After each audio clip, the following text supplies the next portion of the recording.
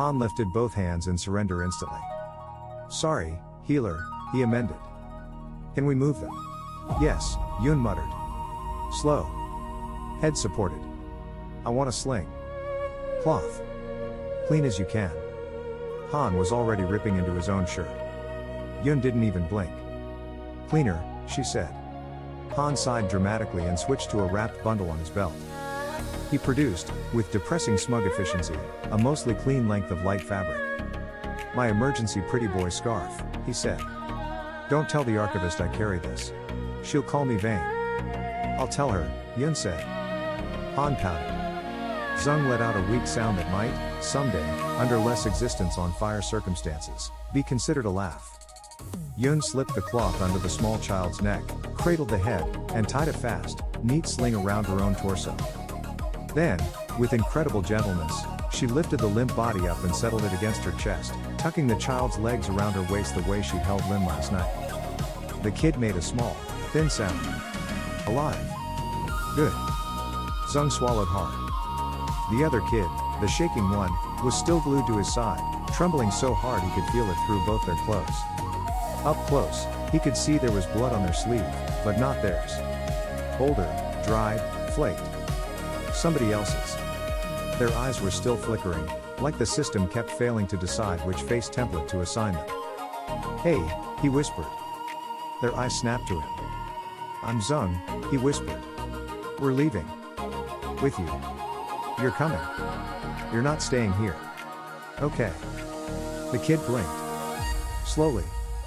Then, in a whisper that was more air than sound, okay. Zeng let out a breath he hadn't known he'd been holding. Behind them, out across the iron water and unresolved geometry, the seam pulsed. Hatchlight flickered. Somewhere deep in it, something was coming. Zeng felt it before he saw it. Heavy. Angry. Fast. Bigger. Oh. There it was. Reinforcements. He swallowed. We have to go, he said hoarsely. Right now. Yep, Han said brightly. On it. What about? Yun started, nodding at Bravo and Charlie. Han jerked his chin at the rope. Handled, he said, already dragging. Oh. He meant it literally. He'd tied the two still glitching hunters together and fashioned the rope into a harness over his own good shoulder. He gave it an experimental yank. The body skidded. They were surprisingly light. Not because they weren't dense, but because they weren't fully here. They scraped across Dev Grey and hissed at the iron water but didn't immediately dissolve. Archivist is gonna kiss me, Han had said. The archivist was going to kill him, Zeng thought. But gods, this was going to make a statement. Zeng, Yun said. He looked at her. Her eyes were steady and sharp and very soft under the sharp. Can you walk? She asked. Honesty. He owed her honesty. He swallowed. Yes, he whispered. Not fast. Her jaw worked. Good enough, she said briskly. Your middle. Han's front. I'm back. If you fall toward me. If they come, Han cuts and runs and I throw you. Do not argue with me about throwing you. I will throw you. Zeng nodded automatically. Yes, Yun, he said. Good, she said. Han let out a little strangled sound like he wanted to make a joke about being in front and dragging two bodies and still somehow not getting to be the dangerous one, but he didn't, because even Han had that much self-preservation. Move, Yun said. They moved. Leaving a scene, Zeng discovered, is harder than entering. Entering, you're full of adrenaline and purpose and maybe a little stupidity. Leaving, you are bleeding, shaking, carrying stolen children and a bag of very angry news for a god, and the scene has realized it doesn't get to finish its job. The iron taste water hissed louder now, like something hot had hit it. The air shimmered harder. Hatchlight pulsed in jagged bursts that made the edges of Zeng's vision flicker. The Dev Grey planks beneath their feet glitched in and out, and more than once a board tried to vanish under Han's boot mid-step and Han had to shift his weight onto something that only half existed. Yun moved slow and controlled, keeping her center of gravity under the child slung to her chest and her staff's free end angled backward, a threat to anything that came from behind. Zeng moved like a newborn deer. The kid glued to his side, the one who had whispered "you're loud," clung like a terrified barnacle. They had one fist knotted in his robe and the other wrapped around his forearm. Every time the world flickered, they jerked, expecting hands to grab them. Every time Zeng stumbled, they made a thin, furious, scared noise in their throat like they were about to bite gravity for even trying. "You're doing amazing," Zeng whispered, not sure if he was talking to the kid or himself. The kid whispered into his sleeve. Bite ran ahead of his boots, ears flattened, tail stiff, clearly offended that the world dared be this unsafe under his watch. The tether in Zeng's spine hummed like a plucked string. Tianling, the entire village, was a hot, anxious mass behind him, thrumming through the copper charm and the contract fox bond. He felt Madame Shem like a lit brand.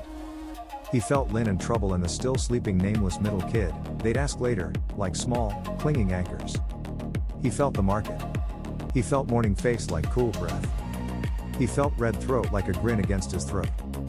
He felt the core like a hand, hovering this time, not pushing, not shoving, just with. He did not feel the patch as cleanly. Which he guessed was the point. Because the patch was moving. Fast. Heavy. Angry now, yes. Anger translated into priority. Something big, deeper in the scene, hammered forward. He didn't look. He didn't need to.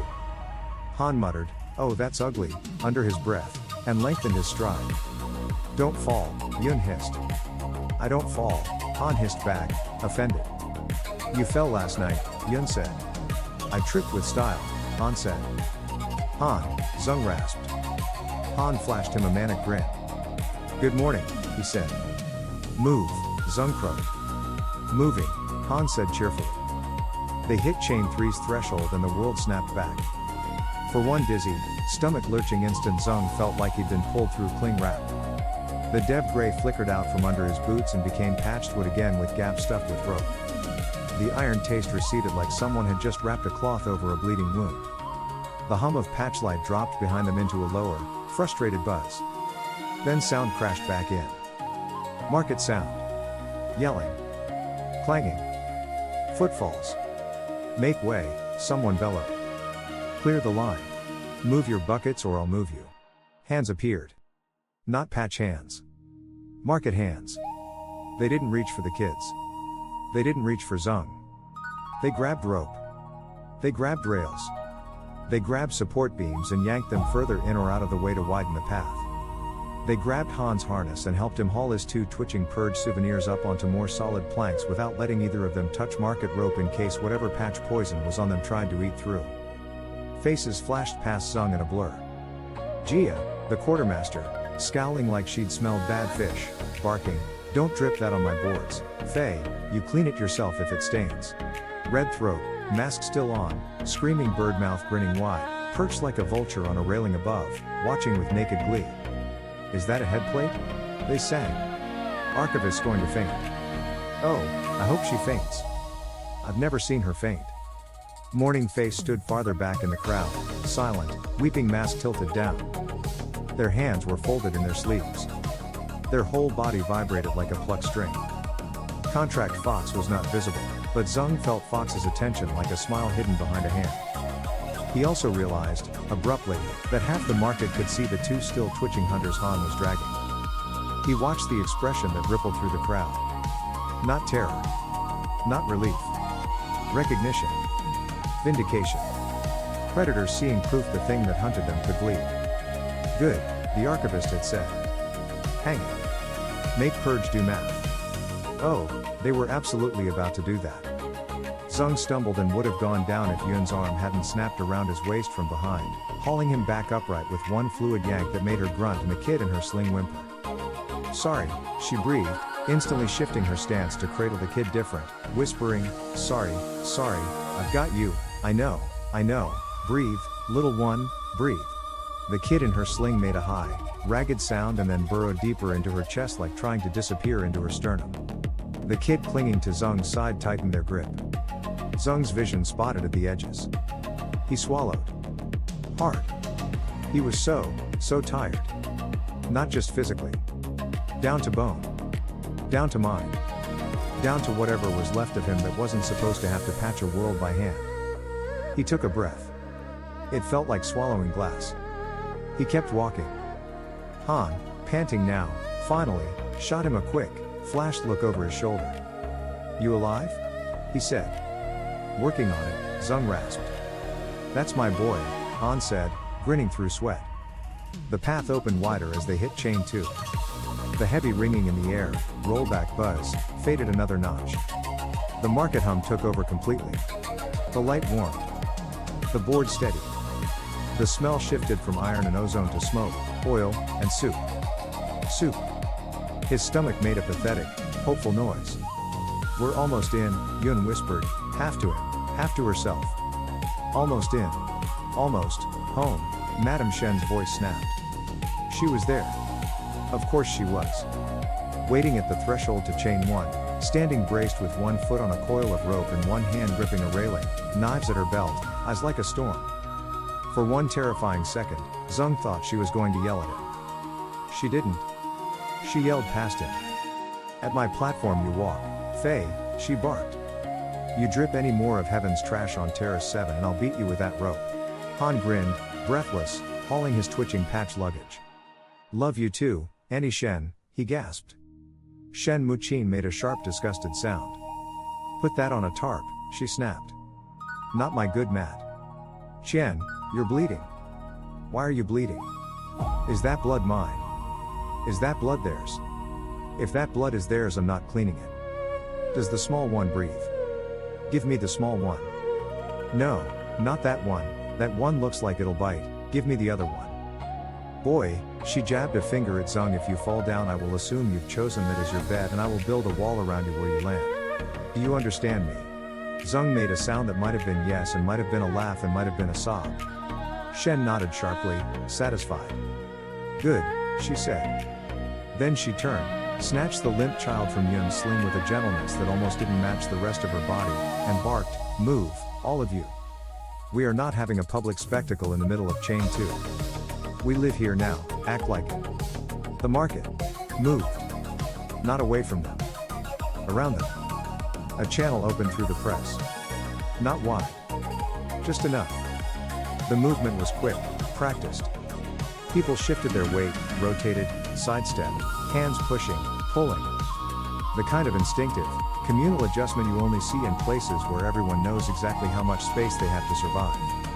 Zeng, Yun, Han, Madame Shen, the 2 kids, the 2 captured hunters, bite, and an entire morning's worth of trouble flowed through. They crossed back under the string of prayer tags. They stepped onto Terrace 7. And in that instant lantern light warmed. Soup smell thick. Rope nets up. Carved plank already propped where Shen had been carving names, now thicker with fresh cuts. Lin standing with trouble under the tarp, eyes huge, clutching the still unnamed middle kid from last night like a talisman. In that instant, Zeng's knees finally gave up their argument. He dropped. Not hard. Not dramatic. Not a collapse. Just down, like his body had decided, this is ground we're allowed to touch. He hit the cold stone and let himself sit, shaking, letting the copper charm fall against his wrist and the tether cutter clatter harmlessly down beside him. The kid who had clung to his side didn't let go. They just went with him, sliding down into his lap like that had always been the plan.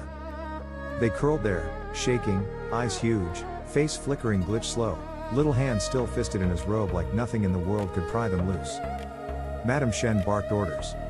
Yun dropped to her knees beside him with the sling fabric still across her chest, hand already in her pouch for clean cloth and herbs. Han half fell, half dropped his twitching trophies onto an old tarp with a flourish, lifted the broken faceplate high over his head like a cultist at an altar, and bellowed to Terrace 7 in a voice that absolutely was intended to carry to the archivist's den. "Hey archivist. Look what we brought you." From somewhere deeper in the market came, faintly, a strangled screech that sounded suspiciously like Han Fei do not you. Red throat howled with laughter. Mourning face bowed their weeping mask 1 inch. The mark on Zeng's wrist, contract Fox's promise, burned hot once, like applause against skin. And for a moment, one long, dizzy, painful, perfect moment, Zeng let his eyes close. He was exhausted. His head pounded. His nose was still bleeding. His body felt like an overclocked machine running on duct tape and threads. But they had done it. They had gone into a live rollback scene. They had pulled people out. They had broken purge. They had brought back proof. They had brought them back. He felt Shu Ling's voice in his bones like a laugh. You see? She whispered, warm and fierce in him. You're already doing it. He swallowed hard. He tightened his arms, gently, protectively, around the shaking kid curled in his lap. He leaned, just a little, into Yun's shoulder where she knelt pressed against his side, hands already working, jaw tight, eyes glossy. He let bite curl up half across his thighs, possessed little face set in a deadly serious glare at anyone who dared approach without permission. He looked up, through spots in his vision, through the haze, through the hurt, and saw Tianling. Still here. Now bigger. Hey, he whispered, voice cracked and reverent. We live.